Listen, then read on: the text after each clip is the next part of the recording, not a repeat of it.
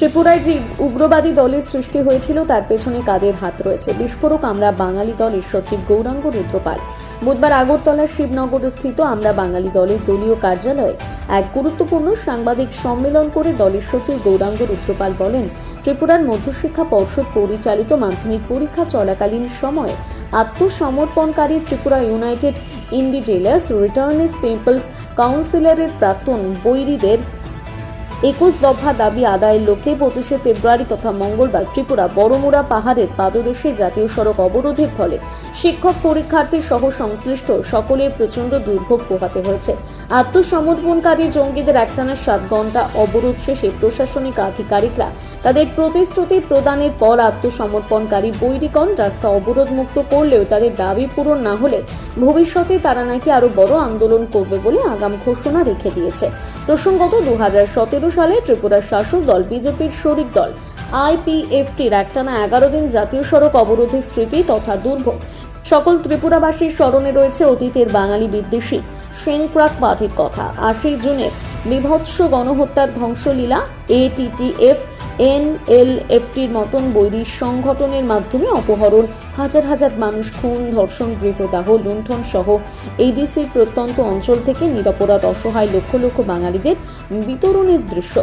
আমরা বাঙালি দলের পক্ষ থেকে বারবার ত্রিপুরা সরকারের নিকট দাবি জানানো সত্ত্বেও কাদের ষড়যন্ত্রে বা কাদের পাপের ফলে ত্রিপুরার 80 জনের গণহত্যা সংঘটিত হলো তা উদ্ধারের জন্য বিচার বিভাগীয় তদন্ত কমিশন এখনো গঠন করা হয়নি।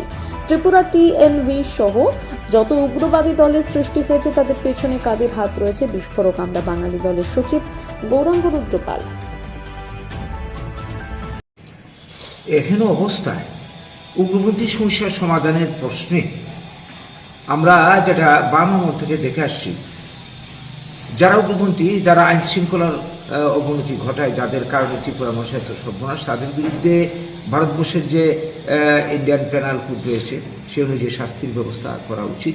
তা না করে বাম আমল থেকেই আমরা কি দেখলাম যে কি বলে সারেন্ডার নামে নাটক মঞ্চস্থ করে তাদেরকে সরকারি সুযোগ সুবিধা পাইয়ে দেওয়া হয়েছে, চাকরি দেওয়া হয়েছে, লুন্ডুল দেওয়া হয়েছে, মানে মন্ত্রী বানানো হয়েছে, বিভিন্ন সুবিধা করা হয়েছে।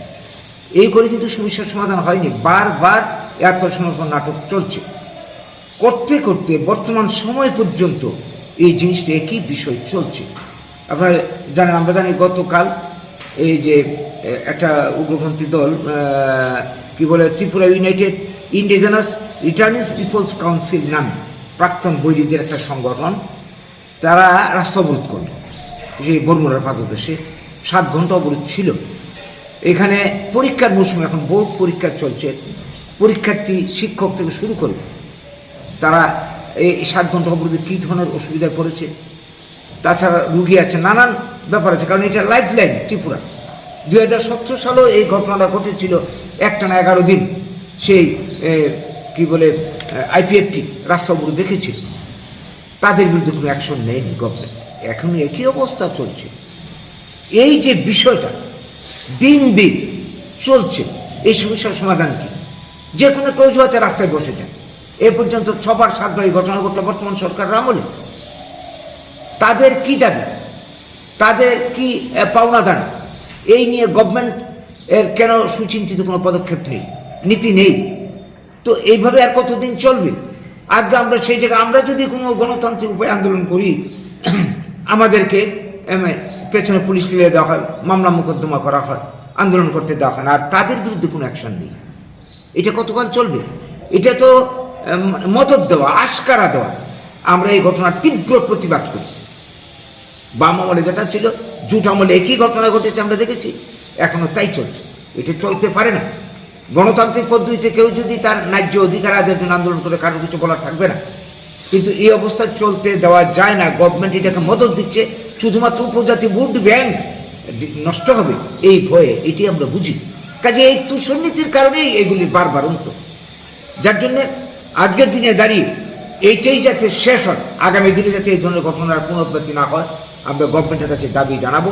সেই সঙ্গে যে জিনিসটা বলতে চাই, আজকের দিনে দাঁড়িয়ে এই 80 জনের গণহত্যা থেকে শুরু করে এখন অবধি উগ্রপন্থী তাণ্ডবে যারা খুন হয়েছে, যাদের ফ্যামিলির থেকে যারা অপহৃত হয়েছে, যাদের বাড়িঘর জ্বলেছে, সর্বশান্ত হয়েছে, এই ঘটনার নেতৃত্বে কারা রয়েছে বিচার বিভাগীয় তদন্ত কমিশন করে এই ঘটনার পুনরুদ্ধার করে উপযুক্ত শাস্তি বিধান করা হোক।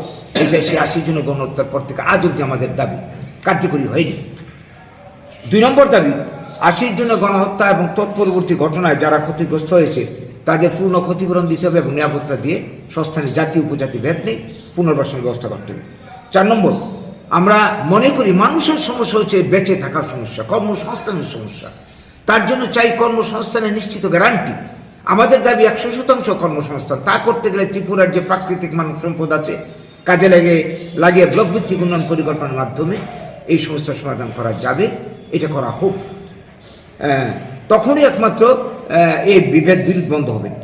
4 নম্বর যেটা আমরা মনে করি ত্রিপুরার যে একটা অপপ্রচার সেই বাম আমল থেকেই চলছে যে ত্রিপুরা ট্রাইবেলের বাঙালিরা রিফিউজি, এই মিথ্যা কথাগুলি বলে তাদেরকে উস্কানি দেওয়া হয়েছে, বাঙালিরা শোষিত।